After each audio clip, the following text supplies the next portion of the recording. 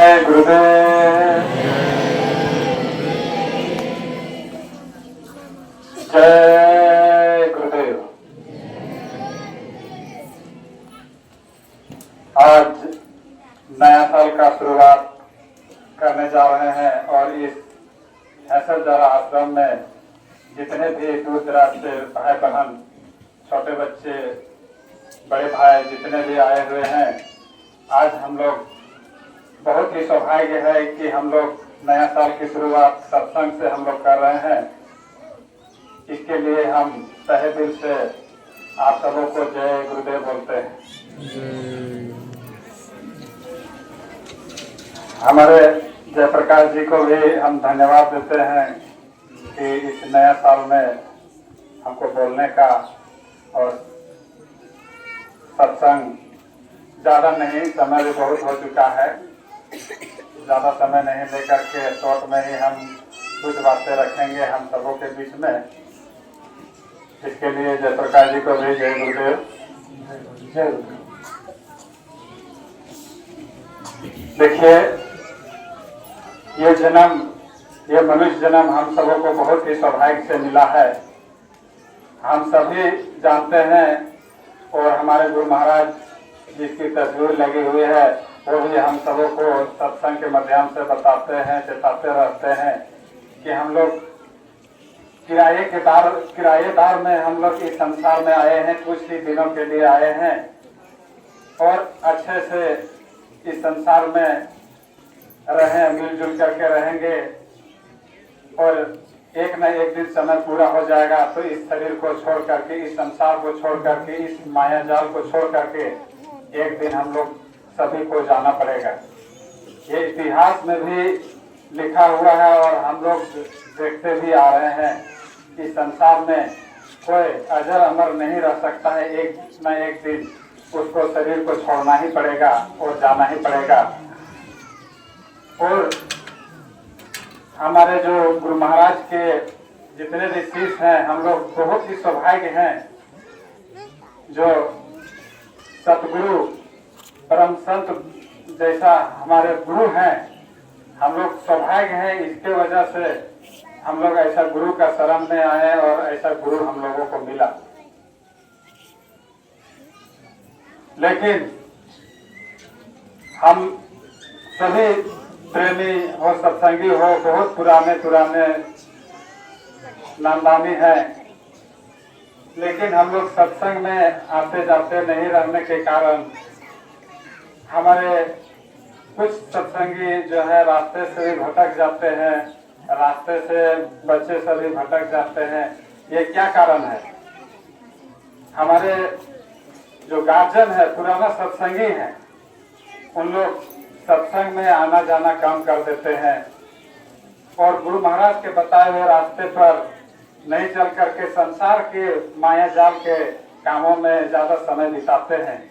इसके वजह से हम लोग सत्संगी होने के नाते, पुराना नामदानी होने के नाते हमारे बाल बच्चे, छोटे बच्चे रास्ते से भटक जाते हैं और वही काल के चक्कर में पड़ जाते हैं और बहुत ऐसा घटना भी हो जाता है। ये हम सभी देखे होंगे जो भटके हैं या जो रास्ते से अलग हो जाते हैं तो किसी न किसी कारण से उसको घटना हो जाता है या उसको मुसीबत में पड़ ही जाते हैं। ये जीता जागता हुआ मेरा एक उदाहरण है। जो गुरु के शरण में जो रहते हैं, एक मेरा ही अपना ही जीजाजी का एक छोटा सा भाई है। कहानी तो नहीं, ये एकदम रियल जो घटना है वही हम बता रहे हैं, आप सबों को बताएंगे कि एक मेरा जीजाजी का एक छोटा भाई था।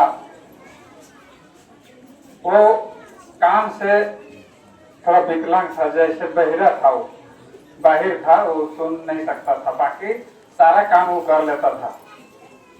लेकिन मलेरिया उसको इतना ज्यादा हो जाने के कारण उसका मलेरिया जो है ब्रेन में आ गया। और जब शरीर में जब तक मलेरिया रहता है तब तक दवा हो या डॉक्टर हो या किसी कारण से वो आदमी ठीक हो सकता है। जब ब्रेन में जब मलेरिया चढ़ जाता है तो डॉक्टर भी फेल हो जाता है। और वो व्यक्ति जो जीजाजी का छोटा भाई था वो कोमा में चले गए और 2 दिन तक वो बेहोशी पड़ा रहा और ना कुछ बोल सकते थे, ना कुछ, आंखें नहीं खुलता था। वो समझे मरा हुआ जैसा 2 दिन तक वो रहे। बहुत सारा डॉक्टर, वैद्य, बहुत सारे जानकार ज्ञानी के पास उसको ले गया, लेकिन सभी ने इसको मृत घोषित कर दिया। लेकिन हमारे गुरु महाराज ने जो हम लोगों को मथुरा, उस टाइम हमारे तस्वीर जो लगे हुए हैं मथुरा के महाराज गुरु महाराज थे, उसने जो प्रसादी हम लोगों को दिया है वो आप सभी भी उस प्रसाद को सुरक्षित रखें और उसका इस्तेमाल करेंगे। और वैसा घटना अगर किसी के साथ ना हो, अगर बाई चांस हो जाए तो उसका उपयोग भी करना, उसी का हम बता रहे हैं। वही प्रसाद हम लोगों ने उसको दिया और जीजाजी सभी सत्संगी थे और उसको उस प्रसाद ग्रहण करवाए और उसके कान में हम लोग ने जय गुरुदेव का नाम बोला। और 2 दिन तक वो आदमी समझे मृत उसको घोषित कर दिया गया था। लेकिन वो आदमी जब प्रसाद उसको दिया गया, वो तो अपने से नहीं खा नहीं सके थे, लेकिन प्रसाद जब हम लोग उसको मुंह में डाल दिए तो वो आदमी 2 दिन का मरा हुआ आदमी, वो मतलब मृत जिसको डॉक्टर ने बोला कि अब ये नहीं, ये अब तो दुनिया में नहीं रहा, वो आदमी उठ करके बैठ गया और पानी मांगा। और वो आदमी अभी जीता जागता अभी भी जिंदा है। जय गुरुदेव। और इससे ज्यादा उदाहरण देने की क्या बात है। वैसा पावरफुल सतगुरु और 5 नाम का जो हम लोगों को पावर मिला हुआ है, नामदान मिला हुआ है, इतना पावरफुल है कि हम लोग ने जीता जागता उसको देखा और अभी वो आदमी जिंदा है। वो मेरा जीजाजी का छोटा भाई है और अभी भी वो जिंदा है। और अपना ही घर का एक हम घटना बताएंगे, घटना नहीं, वो चमत्कार समझिए जी। अपना ही घर में हम लोग, मेरा घर तो एक मेरा चचेरा फूफा जी बुढ़ा थे, ज्यादा बुजुर्ग भी नहीं थे, लेकिन वो मतलब चल फिर सकते थे और सारा कुछ कर सकते थे। वैसा आदमी ने हमारे घर में रात में इंजोरिया रात जो था, उस रात में गुरु महाराज का तस्वीर लगा हुआ, वही गुरु महाराज ने साक्षात उसको दर्शन दिया और उसने लाठी लिए हुए और सफेद पगड़ी, सफेद वस्त्र धारण किया हुआ देखा तो उसको भी विचित्र लगा कि ये कौन सा आदमी है इतना लंबा चौड़ा, ये कहां से आया। उसको लगा कि ये भूत है। लेकिन मेरे घर में सिर्फ हम ही लोग सत्संगी थे, हमारे घर में चारों तरफ वो भ्रमण कर रहे थे, तो छिप छिप करके वो देख रहे थे कि ये आदमी कौन है, क्या करता है। उन्हें सारा उसने देखा, सारा घर के भ्रमण करते हुए 2-3 बार भ्रमण किया। उसके बाद उसको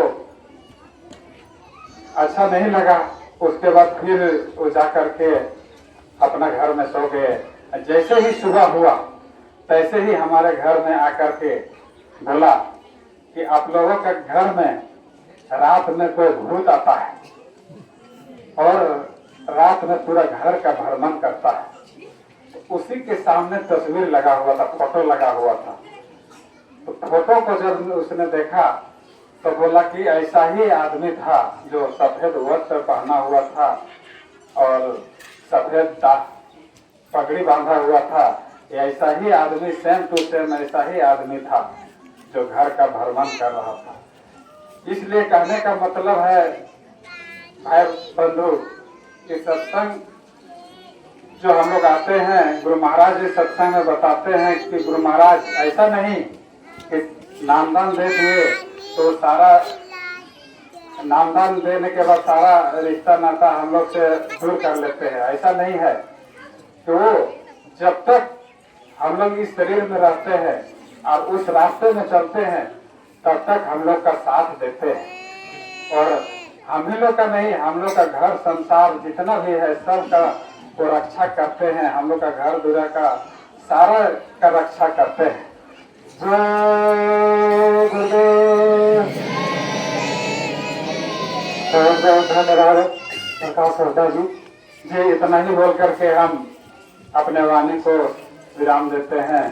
सभी को जय गुरुदेव।